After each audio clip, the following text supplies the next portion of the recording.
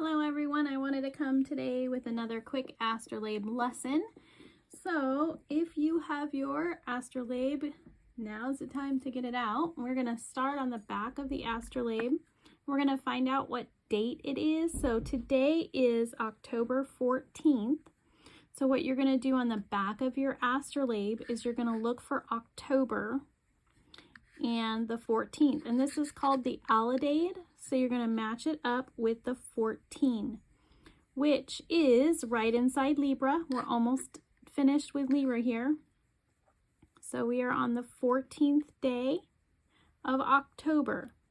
If you look here, all around here is the degrees of the constellations, the zodiacs in the sky. So Libra is from 180 degrees to 210.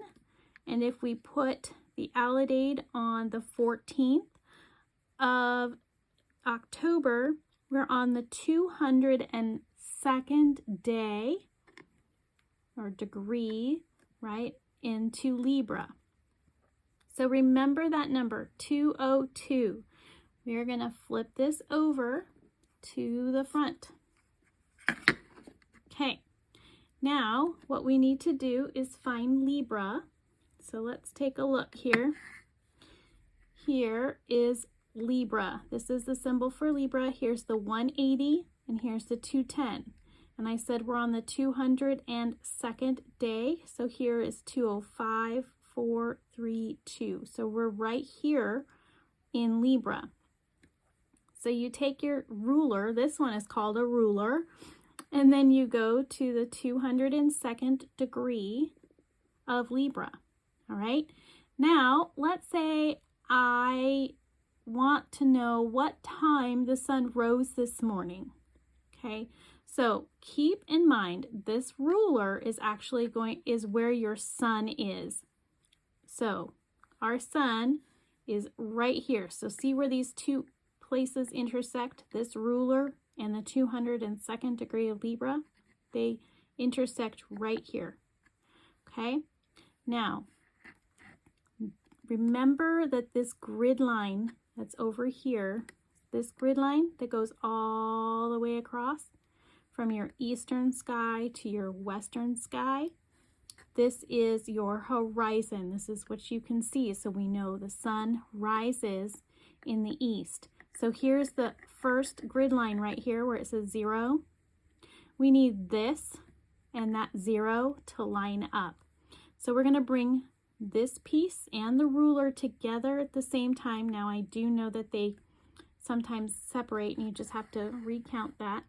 So I'm going to bring them until they meet, intersect with this 0 line. So I'm going to get there right here. So see how they intersect right here where I have my pencil? Okay, so they are intersecting with my eastern horizon. This means that this is where the sun is on my eastern horizon when it rises. Now we want to know what time it rose this morning. Okay, so take a look on the outside. This is your clock. This is 12 noon. So right now, where these two intersect, it's just about 6:30. So midway between 6 and 7, right? Now, I've told you that I have an astrolabe for the 45 degrees, but because I'm at 43 degrees, I'm going to go up 2 notches. And we are still in daylight savings time. So that means we have to spring forward 1 hour. So I'm about right here. So about 6:35, 40, 6:40, right? So I'm going to spring forward 1 hour to about 7:40. Now, what's really exciting is that this astrolabe, even though it has ancient information on it, it's fully accurate. So this morning my sun rose at 7:40 a.m. All right. Now I want to know what time my sun is going to set tonight. So remember, we have our clock and we have our western horizon. So you can see this grid line right here. So I need this spot where the sun is to set over here. So again, I'm going to bring both of these over at the same time to my western horizon. Again, if these get off, you can just recount. So I have 205, 4, 3, 2. So I want this notch to match up with this grid line. And this is where your sun is, right here. It's where it sets in your west, right? Now I want to know what time it sets. So again, I'm going to look out my clock. 1, 2, 3, 4, 5. It's about 5:15. But again, I have to go a couple degrees for my latitude. And now I also have to spring forward 1 hour. So I'm about, I don't know, let's see, 1, 2, 3, 4, 5, I don't know, 5:30. Okay, so I'm going to make sure that I have it correct. 10, 5, 4, 3, 2. Let me go back. Match them up. Go a couple degrees because of my latitude. And now I'm going to go ahead 1 hour. Okay, let's take a look. 1, 2, 3, 4, 5, 6, 6:30, 6:35. Well, what do you know? So I'm off by, I don't know, 10, 15 minutes because my sun is supposed to set tonight at 6:45 p.m. So this is pretty accurate within a few minutes, all right? And sometimes it just might be me because, again, I'm a newbie, just like you guys are. All right, so now we know what time the sun rose and what time it's going to set. Now you want to know what stars you're going to see in the sky tonight. And if you're like me, I have cloudy skies, so I'm probably not going to see anything tonight. However, we're going to go until we can see stars. So we know we can't see stars as soon as it sets, so we have to wait until about midnight, 1 o'clock. So we bring it down here. This is your midnight, right? Down here, 0. Now you want to know what you're going to see tonight in the night sky. Again, this is your horizon. So this is everything that's in your skies tonight, everything in this grid line. Okay, so I've mentioned this before. This is your zenith point. This is where you live. Here's my handy dandy Lego man. If he can stand up, he lives, let's try that again. He lives right here on this zenith point. Okay, so that means straight up from him at 90 degrees, straight up. He can go straight up, right? The top of the dome, right? Keep that in mind. Ooh, here's my dome.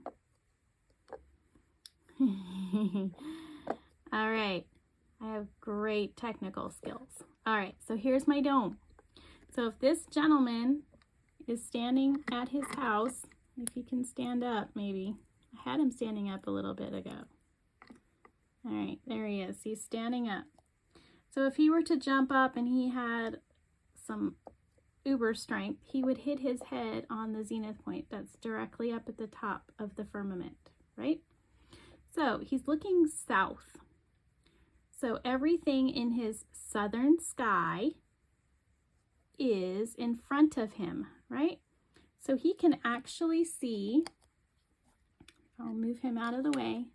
Tonight, you can actually see in his southern sky, there's Taurus, Aries, Pisces, okay? So if he's looking south, those are the constellations he's going to see. If he's looking east, he's going to see Cancer and Gemini. If he's looking west, he's going to see Aquarius, okay? Now, see how close Cancer and Gemini are to this zenith point? That means they're really close to him. Aquarius is way out here. That means you're barely going to see it over your horizon because it's starting to go under the horizon. It's at the 300-degree mark and it's right there. So it's about to go down in the horizon for the evening.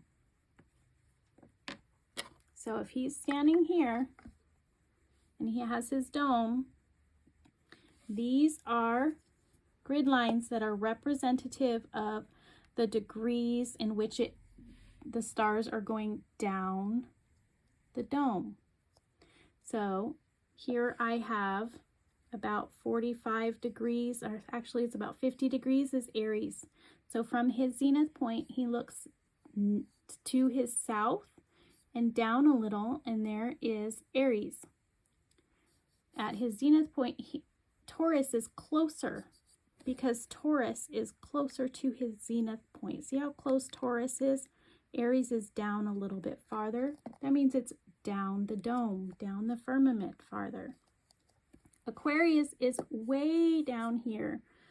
See how close it is over here? He's looking almost to the ground. I probably should put it, he's looking almost to the ground at the horizon tonight to see Aquarius.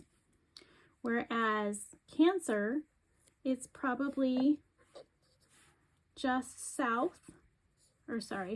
just lower than Polaris. Here's Polaris. So this is his top of his dome, straight up 90 degrees, and about 45 degrees to his north is Polaris. So if he turns around and he's standing here and looking north, everything in front of him is what he's seeing at his north. So he's looking, and here's Polaris, right? So his zenith point is up here. Polaris is down the dome a little bit. Let me show you again. Here's his zenith point. Polaris is north, but it's down a little bit. It's not at our zenith. We don't look straight up to Polaris. We look down a little bit. That's what this grid line is showing you, that it's 45 degrees down, I guess. It's down from the zenith point.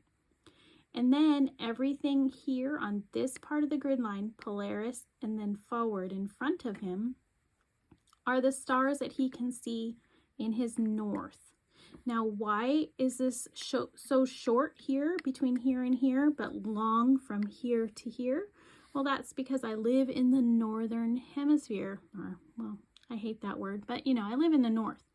So I'm really close to the north. But if I look south, I have a huge view of my southern sky. Whereas anybody in Australia, it's going to be completely the opposite. They're going to have a short southern sky view and a very long northern sky view. Does that make sense? All right, so I hope that helped you a little bit in visualizing that we live in an enclosed location and our stars move, and they are going to keep going. You know, this is going to keep going around and around, right? All of our constellations move through the night. So in the morning, all of the constellations that we saw at night are going beyond the horizon where we can't see them. So here's Aries and Taurus. They're gone because it's daylight, right? All right, hopefully that helps you out a little bit. Hope you like my little Lego man. Give me a thumbs up, share the word, be blessed.